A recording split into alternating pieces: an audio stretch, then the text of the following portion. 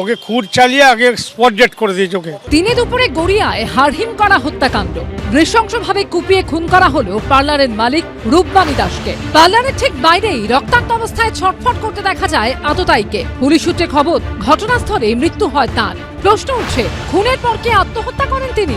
ঘটনাটা ঘটে দুপুর 1টা নাগাদ।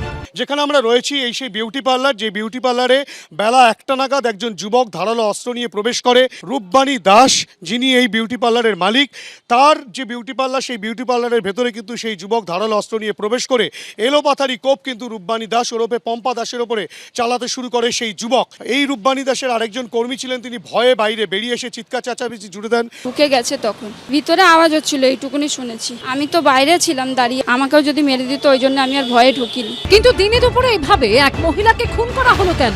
নিহত রূপবাণী দাস এবং ওই যুবকের মধ্যে কি সম্পর্ক? আততায়ী কি মৃতার পূর্ব পরিচিত?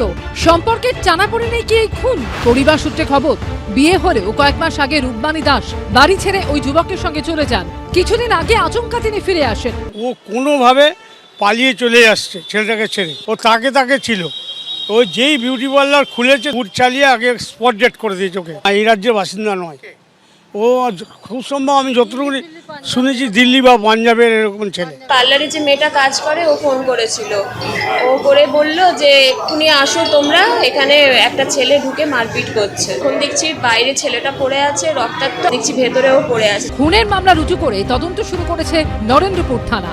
হিন্দল দে ও রঞ্জিত হাজারের রিপোর্ট, এবিপি আনন্দ। কালকে মধ্যরাত্রে এসআইয়ের লিস্ট কেন বেরোবে? নিশ্চয়ই তার মধ্যে স্বচ্ছতা নেই। এই সাপ্লিমেন্টারি লিস্ট সুপ্রিম কোর্টের তত্ত্বাবধানে কলকাতা হাইকোর্টে তারা নিযুক্ত। দিনভর টানাপোড়েনের পর সোমবার গভীর রাতে প্রকাশ করা হয় প্রথম সাপ্লিমেন্টারি তালিকা। কিন্তু কতজনের নাম বাদ পড়লো, কতজনের থাকলো, এ নিয়ে স্পষ্ট কোনো উত্তর না থাকায় বিভ্রান্তিতে পড়েন বহু মানুষ, যাদের নাম বিবেচনাধীনের তালিকায় ছিল।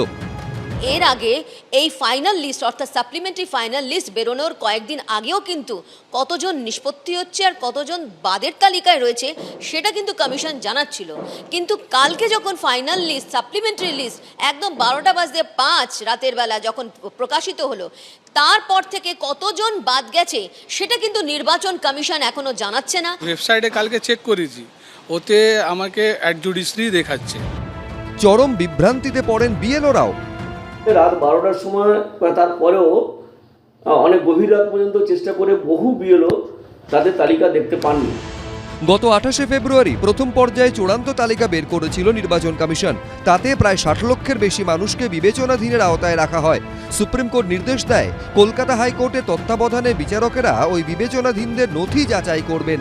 এও নির্দেশ দেওয়া হয়, ওই কাজ এগোনোর সঙ্গে সাপ্লিমেন্টারি লিস্ট বা অতিরিক্ত তালিকা দিতে হবে। সোমবার রাত অবধি প্রায় 29 লক্ষ মানুষের তথ্য নিষ্পত্তি হয়েছে বলে জানায় কমিশন। কিন্তু রাতে প্রথম সাপ্লিমেন্টারি তালিকা বার হওয়ার পরেও কতজনের নাম বাদ পড়লো সেই সংখ্যা স্পষ্ট করেনি কমিশন। আমাদের কাজ আছে শুধু পাবলিশ করা, প্রকাশ করা, যেখান থেকে আসবে জুডিশিয়াল অফিসার থেকে আমরা ওটা নিয়ে পাবলিশ করব। এই পরিস্থিতিতে শুরু হয়ে যায় রাজনৈতিক তরজাও।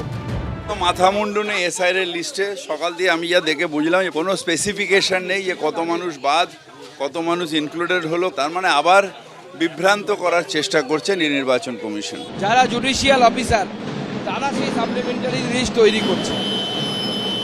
যদি সুপ্রিম কোর্টের উপর বিশ্বাস না থাকে, কলকাতা হাইকোর্টের উপর বিশ্বাস না থাকে, তাহলে আপনারা ইলেকশন কিভাবে লড়বেন? ভোটের আর 1 মাসও বাকি নেই, কিন্তু এখনো লক্ষ লক্ষ ভোটারের ভাগ্যে কি আছে তা তারা জানতে পারলেন না। রুমা পাল, অর্ণব মুখোপাধ্যায়, ব্রতদীপ ভট্টাচার্যের রিপোর্ট, এবিপি আনন্দ। এবিপি আনন্দ, এগিয়ে থাকে, এগিয়ে রাখে।